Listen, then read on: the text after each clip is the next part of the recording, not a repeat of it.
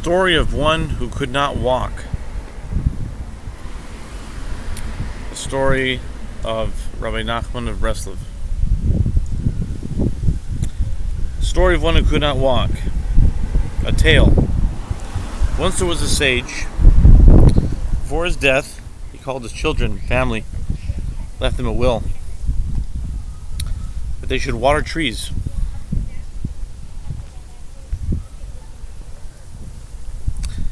You may engage in other occupations as well, but this you must constantly do.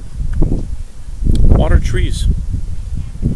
Afterwards, the sage passed away, and he left children.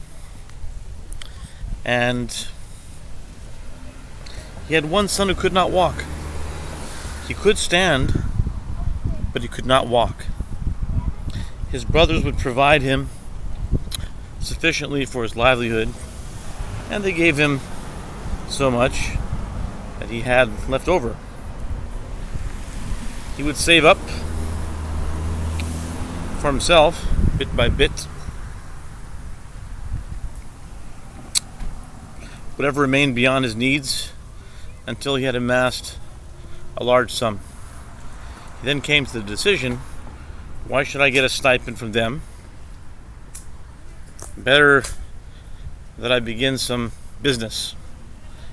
And though he could not walk, he came up with the solution to hire a carriage, a confidant, a wagon driver, and to travel with them to Leipzig.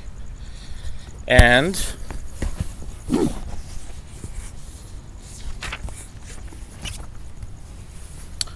he would be able to do business even though he could not walk. My family heard this, it pleased them very much. That they also said, why should we give him substance? Better let him make a livelihood. And they lent him more money so that he could do business. He did so. He hired a carriage, a confidant, a wagon driver, and he set out. It came to an inn. The confidant said that they should spend the night there, but he did not want to. They pleaded with him, but he was stubborn with them. They traveled away from there and got lost in a forest, and thieves ambushed them. The thieves had come about through the following story. There was once a famine. Someone came to the city and proclaimed, whoever wants food should come to him.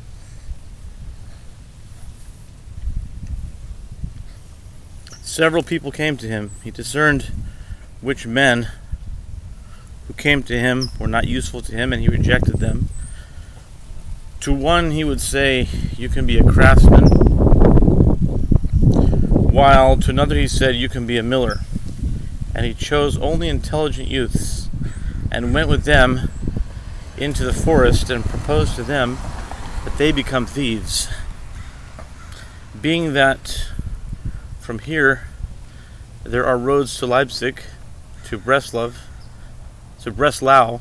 a city in Germany,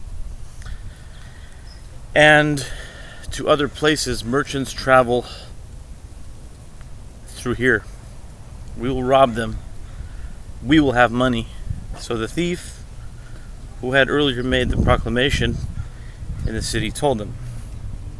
The thieves ambushed them, the one who could not walk and his men, namely the confidant and the wagon driver. The confidant and the wagon driver were able to flee. They fled, and he was left on the wagon. The thieves came to him and took from him the chest of money and asked him, why are you sitting? He replied, I can't walk. And they stole the chest and the horses, and he remained on the carriage. The assistant and the wagon driver, who had fled, came to the decision that inasmuch as they had taken out loans from the feudal landlords, the Poritzes, why should they return home where they could be placed in chains? Better to remain there where they had fled and be an assistant and wagon driver there. Now, the one who could not walk, who remained on the wagon as long as he had the dry bread that he had brought from home, he ate it. When it ran out and he had nothing to eat, he thought about what to do. He threw himself out of the carriage to eat grass. He slept alone in the field and was frightened, and his strength was taken from him so that he could not even stand, only crawl. That he would eat the grass that was around him. And as long as he could reach grass and eat, he would eat there. And when the grass around him ran out, so that he could no longer reach, he crawled further away and ate again. Thus, he ate grass for a time.